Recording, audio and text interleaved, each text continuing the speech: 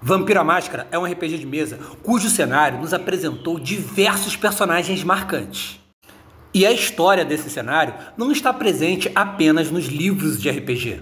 Vampiro à Máscara está espalhado em diversas mídias diferentes, desde romances a jogos eletrônicos. E recentemente eu estava jogando Vampire the Masquerade Shadows of New York, um jogo eletrônico baseado na linha do tempo de Vampiro à Máscara 5ª edição.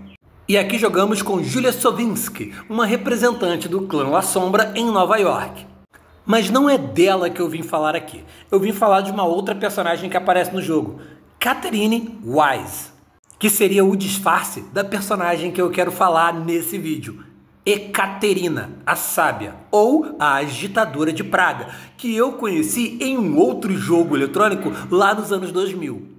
Vampire the Masquerade Redemption é o primeiro jogo eletrônico para computador baseado no universo de Vampiro à Máscara, no mundo das trevas. E aqui jogamos com Christoph Romuald, um cavaleiro franco da Segunda Cruzada que foi abatido por uma flecha e levado aos cuidados de um convento em Praga. E neste convento ele acaba sendo cuidado por uma noviça chamada Aneska, por quem ele vai se apaixonar.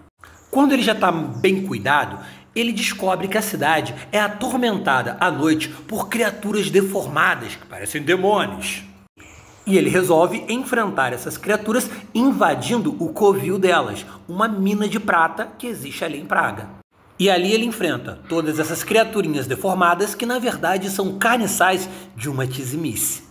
E embora celebrado como um herói em Praga após destruir a vampira Tizimice e seus asseclas, o convento onde ele estava acaba sendo atacado, porque a sociedade vampírica ela não é só aquela Tizimice.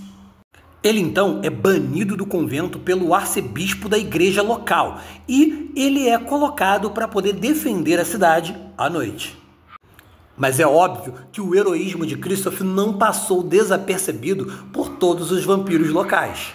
E ele chamou a atenção principalmente de Ekaterina, uma bruxa que sonhava com uma nova Cartago.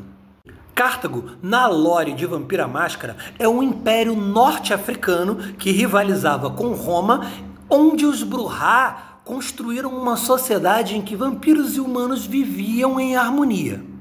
Ou tentavam.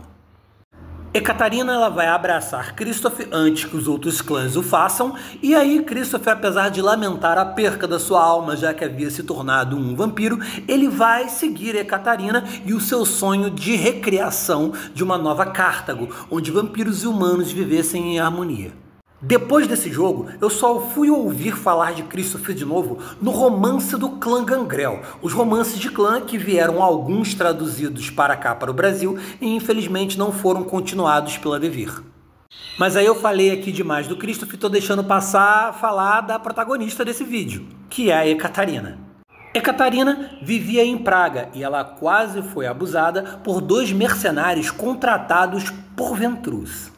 Esses mercenários eventualmente encontraram o seu fim, mas não sem antes terem destroçado o maxilar de Ekaterina.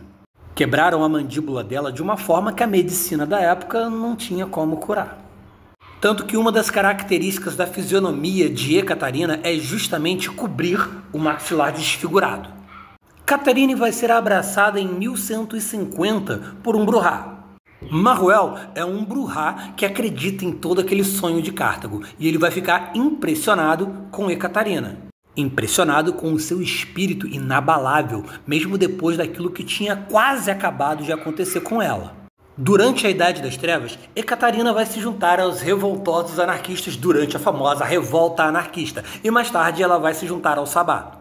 Inclusive, com a sua chegada no Novo Mundo, em terras americanas, ela vai se tornar a primeira bispo do Sabá de Nova York.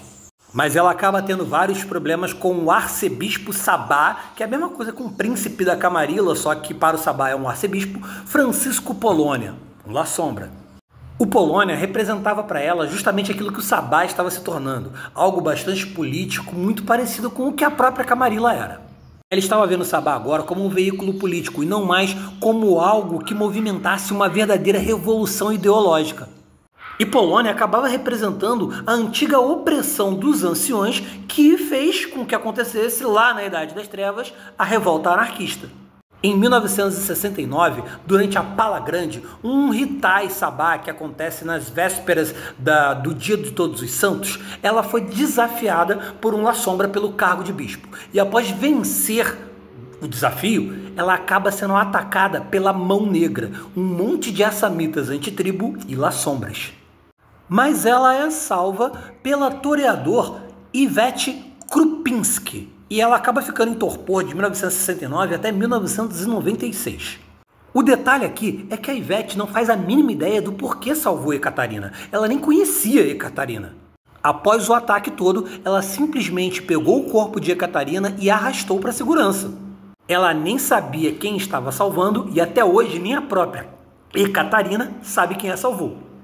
Nas noites modernas, então, Ekaterina trocou seu nome para Catherine Wise e agora pertencente a Camarilla. Ela reencontrou sua cria, Christophe, e Christophe passou a auxiliá-la. Ela tornou-se proprietária do Art Roll em Nova York, que funciona como o Elísio da Príncipe Panchard, a príncipe toreador de Nova York. Quando a gente entra aqui na lore de Vampira Máscara, 5ª edição, Ekaterina, ela recebe o chamado, aquela coisa que está convocando os anciões vampíricos lá para o Oriente Médio. E isso chamou a atenção de um gangrel, o gangrel nodista Beckett. Beckett estuda a Gerena e tudo o que acontece com os vampiros. E aí ele vai ao encontro de Ekaterina e juntos eles passam a tentar descobrir o que raios é esse chamado. Aisling, a líder da Capela Tremé de Nova York, nesse vai e vem todo de Beckett e Ekaterina, acaba descobrindo que Catherine Wise, na verdade, é a Ekaterina. E ela tenta lançar sobre Ekaterina uma caçada de sangue, que acabou gerando uma inimizade gigantesca entre as duas. Mas a caçada de sangue acaba por não ser realizada de fato. E o chamado acaba atraindo Ekaterina e Beckett para o Museu de Cartago, aonde eles vão acabar encontrando a necrópole de Cartago. E isso lhes deu algumas respostas sobre o chamado. Hoje, na linha atual do tempo de Vampira Máscara 5ª edição, Catherine Wise ela é a guardiã do Elísio de Nova York. Mas aparentemente a Catherine que nós vemos no jogo Shadows of New York não é a verdadeira Ekaterine. É uma impostora forçada por Christophe, a cria de Ekaterine, a se fingir ser Catherine Wise para proteger a própria Ekaterine. Ekaterina, então, é uma das personagens bastante antigas dentro da lore de Vampira Máscara que nós estamos encontrando na lore atual de Vampira Máscara 5ª edição. E que possivelmente vai ser importantíssimo para as lores futuras, já que a gente não sabe exatamente o que Beckett e ela descobriram na necrópole de Cartago.